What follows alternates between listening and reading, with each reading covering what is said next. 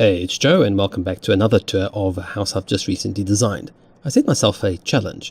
It's essentially something that I'll probably never buy and never live in, and the decor leaves a lot to be desired, but it's the 70s Wright-ish house. It's loosely based on the Wright architecture, but it's a modest house that's really kind of a knockoff. So I'd never really use zinc roofs to create flat planes, and this is the outcome. This was quite prevalent in the 70s, so the decor is very 70s. So of course you've got the browns, the oranges, the lovely avocados, and some beige. It's very difficult trying to keep to a color palette that you don't particularly like, although I do like orange. Ah, look, it's suburbia. It just fits right in. It looks like a modern house on a budget. It took a lot longer to build than I expected. The exterior is quite plain and unassuming, but with a bit of brickwork and just plain old white walls. I just couldn't find anything in the game that would really give me the 70s feeling, so I went with a sort of very monochromatic exterior. The plant life is also kept down to a minimal because the plot is fairly small, and otherwise it starts to crowd the house and you actually can't see it. These large windows, of course, don't give you much privacy, but I'm not really fond of putting curtains into the Sims because they really just get in the way. There's the entertainment area, which I actually added in a little bit later. I wasn't planning on using this slab as a balcony, but there you have it. The interiors, every room is a different color.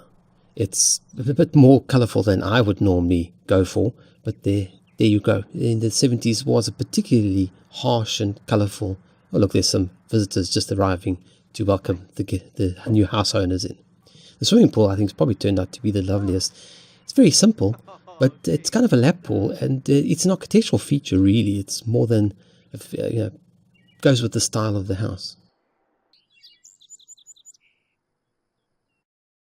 There's the upstairs area, where you could now go out and paint to your heart's content.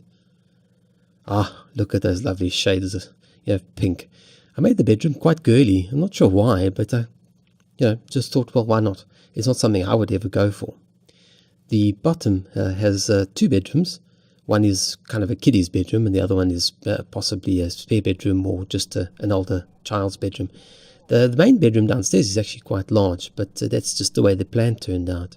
There's your lounge, and there's the family room, so that could hide the TV. Originally I had the TV in the lounge, but then I realized it's not really a very 70s thing.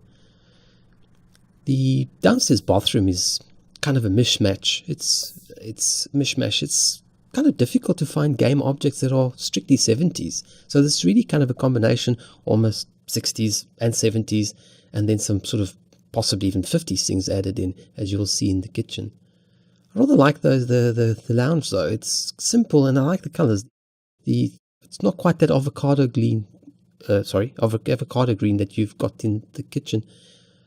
The dining room also turned out quite well. I like orange, so don't have a problem with that. This end tables at the end look quite modern. I suppose there were some elements of the 70s that were rather modern. And there we sweep to the spare bedroom. The spare bedroom was quite large. I just kind of had to add things in, so I gave that person a computer.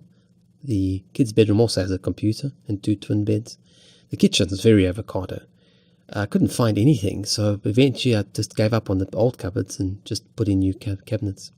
That is the entrance hall and the upstairs room, which could be an office or a nursery. If you turn this into a family home, then this would be the closest room for a nursery. And there you have it. You just strip out all the cupboards. There's the custom cupboards I did with the bookcase. And you just simply move the gym outside and you've got a nursery right next to your main bedroom. It's very girly. The bathroom is also even more pink. I thought it would be kind of fun to do something that would ordinarily not ever build. There's a walk-through wardrobe, which is a little bit more difficult than I thought to create. I don't really like, closed-off rooms where you can't get to. They tend to be dark and a bit odd. So I left it open so you can see the sides of the walk-in wardrobes a bit. And that's the house by night. I do like the chimney, but because the chimney is inside a solid room, it's actually quite dark, so I had to add an invisible light to the top part of the chimney, and of course the color never quite matches at night. Ah, look, there comes the moon. It's setting. Maxi does have a strange sort of purplish light at night, but there's not much one can do about that. I do hope you've enjoyed this unusual build. It's not the most elegant of houses. In fact, it's not even particularly pretty, but it is interesting. And I guess that's what we are looking for from a Sims house. Not something necessarily you would live in, but it is something that you might enjoy building and then visit from time to time. Look at that yellow wallpaper.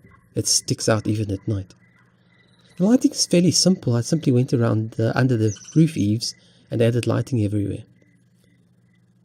Well, I do hope you enjoyed this build. So here are some screenshots of the final house.